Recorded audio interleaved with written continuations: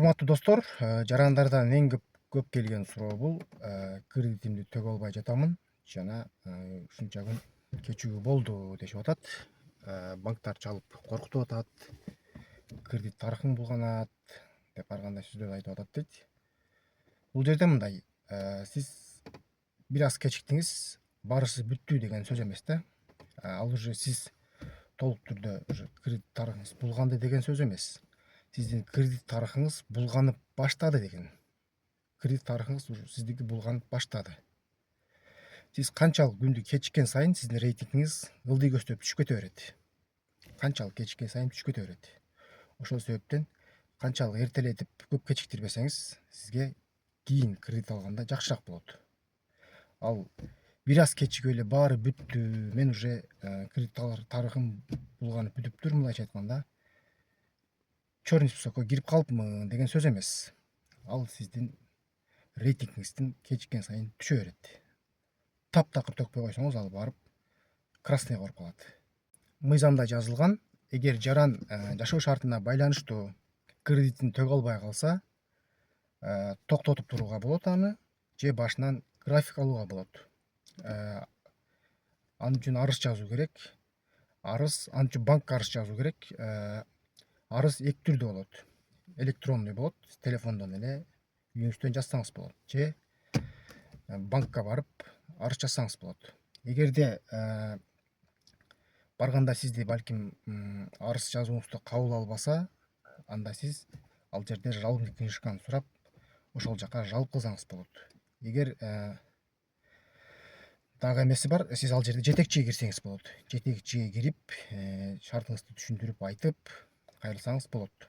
Эгер ал дагы сизге эч кандай жардам бербесе, сизди эч ким укпаса, анда сиз ошол сиздин жашоо шартыңыздын ордугу тууралуу далилдерди көтөрүп сотко барасыз.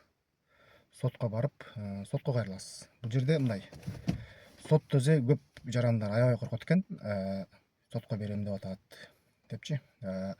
Сот адамдардын укугун карайт. Кээде баягы банк сотко берем деп атат деп коркушуп атат. Тескерисинче сотко бергени жакшыраак. Эмне үчүн? Алдыда айтып өткөндөй, сот жарандардын укугун карайт. Сот сизден сурайт, эмне үчүн төгө албай жатасың? Сиз айтасыз, ушундай жашоо шартым ушундай болуп атат деп. Балким ооруп атасыз, же башка маселелер. Же ал дагы эч кандай эме болбосо, сиз жумушсуздугуңуз, же бир жерде туруктуу жумушта иштебейсиз. Экинчиси, сот банктын ашыкча кошкон пайыздарын алып салат, сизге график түзүп берет.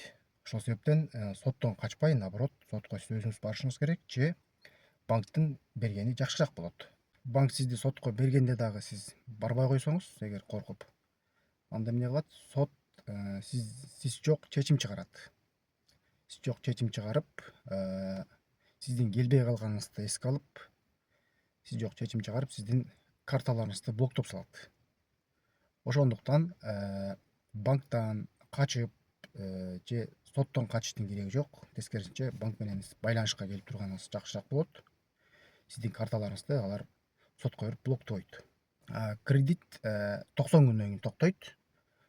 90 күнгө чейин анын үстүнө пеня кошулат. Ал 20% кошулат. Андан кийин сиздин уже кредит тарыхыңыз жакшы эле булганып калды деген сөз болот. Андан кийин болсо сиз дагы качып, төкпөй качпастан, сиз такыр шартыңыз болбосо, сиз банкка да байланышка барбасаңыз, эч нерсе кылбасаңыз, сиз колуңуздан келишинче ал кредитти төгө бергениңиз жакшыраак. Колуңуздан келишинче төгүп, канча сом табасыз, ошону төгө бергениңиз жакшы. Ошону төгүп кутулуп койгонуңуз, жаап койгонуңуз жакшы. Кийин кредит аларда ушу баарысы каралат. Сиз канчалык кечиксеңиз ошончолук, кечигип төгүп, кечигип отуруп болсо төксөңүз, ал дагы каралат. Таптакыр төкпөй койсоңуз, ал дагы кийин чыгып калат. Ошол себептен сиз уже өтө көп кечигип кетсеңиз, үмүттү үзүп салбай, болду, баары бүттү деп ойлобостон, наоборот, колуңуздан келишинче төгүп, кутулуп, жаап койсоңуз жакшы. Кийин ушул нерселер дагы эске алынып, мүмкүнчүлүктөр жаралып калышы мүмкүн кайра кредит алганда.